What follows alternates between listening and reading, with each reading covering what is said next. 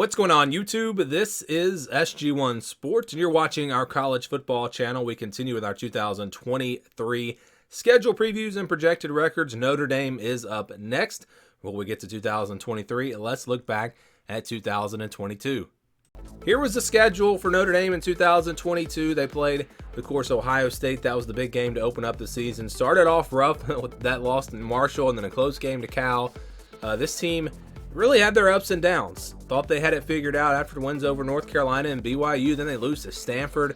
Then they got pretty hot there, but faced a really good team, a really good USC team there in the last game of the season.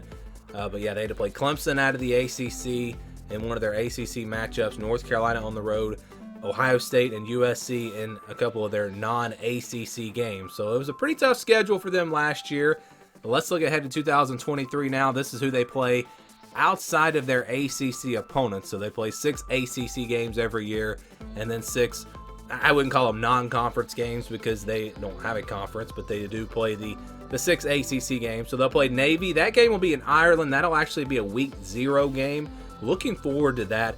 I wish we could get a few more big games on week 0, but that's a game that is big enough that I think a lot of people will want to watch that game, just like with Nebraska and Northwestern last year. So that'll be a big one. They play Tennessee State, so they do have an FCS opponent this year. Central Michigan, and then Ohio State, USC, and Stanford. They'll play Stanford on the road, but only one true road game out of their 6 non-ACC games. So let's go to the entire schedule now. They will open up with that game, like I said, against Navy. That'll be August 26th. That's week 0. Then they play Tennessee State on September the 2nd, which is week 1. It's interesting where their bye weeks are. Their bye weeks are kind of later in the season. We'll get to those in a second. But NC State comes up next, September the 9th, on the road at NC State. That's going to be a tough matchup there. I think NC State will be pretty good this year. Central Michigan next on September 16th. That'll be a home game. And then it's Ohio State, September 23rd. And, I think it really bodes well for Notre Dame with Sam Hartman coming in to build the chemistry that they'll have 4 games before playing Ohio State. They'll have Navy, Tennessee State, NC State, Central Michigan. They'll play, 3 very winnable games, 3 games to really build some rhythm. Plus, they'll already have a road test against NC State. So you would expect them to really be prepared for that game against Ohio State. Instead of having it week 1, Ohio State going to have a new quarterback as well. So that'll be a really fun matchup there. Huge, huge game. Then you go into the month of November, or in the month of October, I should say. Actually, no, they'll play Duke to close. So it's crazy they have all these games. They have 6 games before they get to the month of October. 6 games before the month of October, which is really interesting because of the week 0 game. And then you have 5 Saturdays in the month of September. And that definitely is, that's different. I don't know if we've ever seen a team play 6 games before the month of October. But after Duke on the road, then they get into the month of October. They'll play Louisville on the 7th. That'll be a road game. Interesting matchup there. New head coach, of course. And we'll see how that plays out. USC is up next on October 14th. So they have no bye weeks before this USC game, including the week 0 game. They go all the way to October 21st. So they go all the way to October 21st before getting a bye week, which also is interesting, especially when you have 2 bye weeks to have them that late. So they'll have the game after USC, they'll have the bye week. Then they'll play Pittsburgh at home on the 28th. Then it's a road game against Clemson on November the 4th. That'll obviously be a tough matchup there. And then they get another bye week. So their bye weeks come after 2 of their biggest games. They come after USC and after Clemson. You'd like to have the bye weeks before those big games. So that is really interesting with the schedule. They'll play Clemson there again on November the 4th. Then get that bye week. Then Wake Forest. Interesting matchup here because of Sam Hartman, of course, coming from Wake Forest. That makes that one intriguing for sure. But Notre Dame playing at home, you would expect them to take care of business there, and then finish things out with Stanford on the road, November 25th. That team's going to be in complete rebuild mode, so that'll be one that Notre Dame will look to win as well. So again, when you look at the schedule, 6 games before the month of October, that's crazy. Having your bye weeks late in the season also is kind of strange. So this is kind of a weird schedule for Notre Dame. You look at the matchups, Ohio State, USC, Clemson. Those are going to be 3 really tough matchups there. NC State on the road, I think, also will be tough. Some tricky road games in there as well with Duke and Louisville. It's a really interesting schedule here for Notre Dame this year. I think it's manageable, though, especially when you get Ohio State and USC at home. I think that definitely will make it more likely for them to make a run and go 11-1 or 12-0 or whatever, and possibly get to the college football playoff. But again, some positives and negatives to take away from this 2023 schedule for Notre Dame. Here were some of the projections for Notre Dame last season. Of course, an 8-4, a regular season record. Our projection had them at 10-2. I also predicted this team to go 10-2. Looking back at that prediction from last year, if they take care of business against Marshall, if they beat Stanford, games really they probably should have won, they would have been 10-2, and it would have went exactly like I predicted. I predicted them to lose the opener to Ohio State and lose the finale to USC, but it was a new coaching staff, a lot of ups and downs for them last year, and wound up having a pretty disappointing season really at 8-4. Expectations were actually pretty high for Notre Dame last year.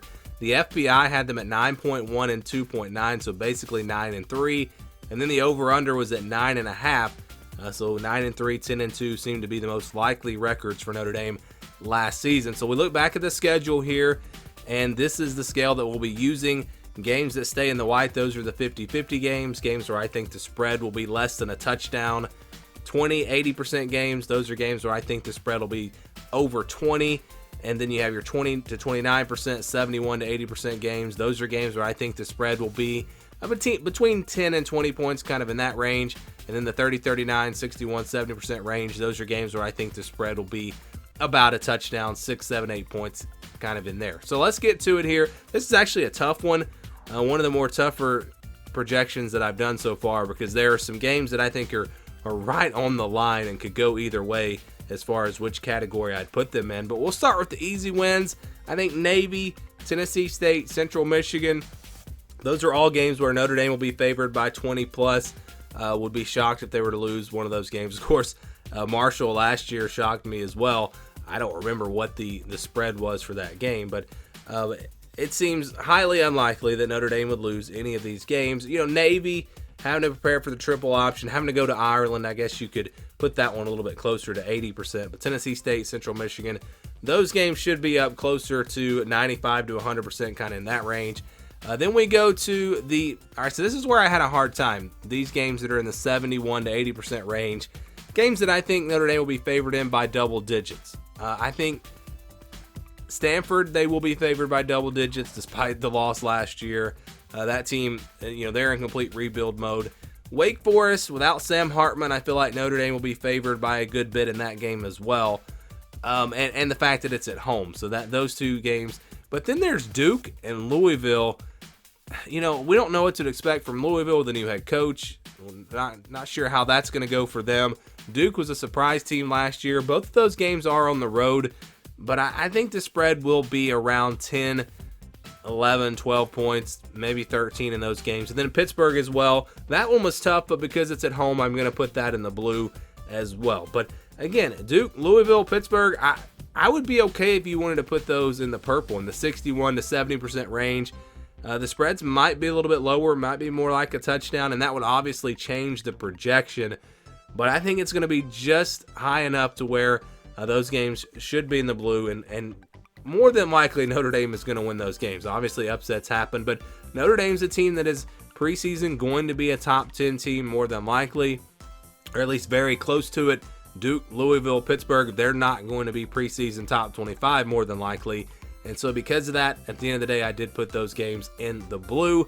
One game that I'm going to put in the purple, the 61 to 70% range, that's NC State. I think Notre Dame will be favored by about a touchdown in this game.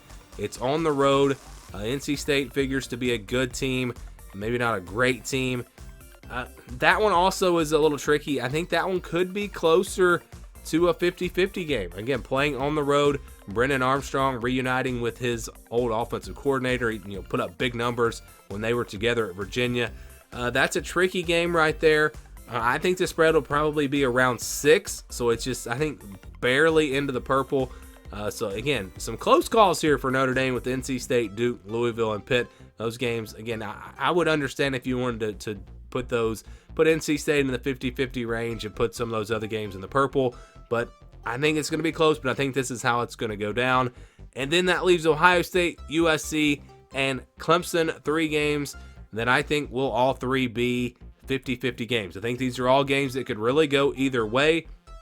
Ohio State's going to have a new quarterback. USC, this one will be at Notre Dame. That I would probably say that Notre Dame will be a slight underdog in all 3 of these games. Ohio State, USC, and Clemson probably going to be about a 3-point favorite, 4-point favorite over Notre Dame. But it's low enough that we can call those 50-50 games. Again, games that really could go either way. So the projection, if you count the blue and the green games as wins, and you average out the white games as 50-50 games, put NC State in there at 65, you get a projection of 10-2. So same projection as last year. But because of how close some of these games are, if you really broke down the percentages and like gave an exact percentage, I think that would probably put the projection more at 9-3. But if they're as good as a lot of people expect them to be, and these games in the blue and the green are fairly easy wins for them, and they're able to take care of business against NC State, or split with NC State, Ohio State, USC, and Clemson, you go 2-2 in those 4 games, then yeah, 10-2 could definitely happen. So that's the projection for a very early projection for Notre Dame in 2023 as a 10-2 record.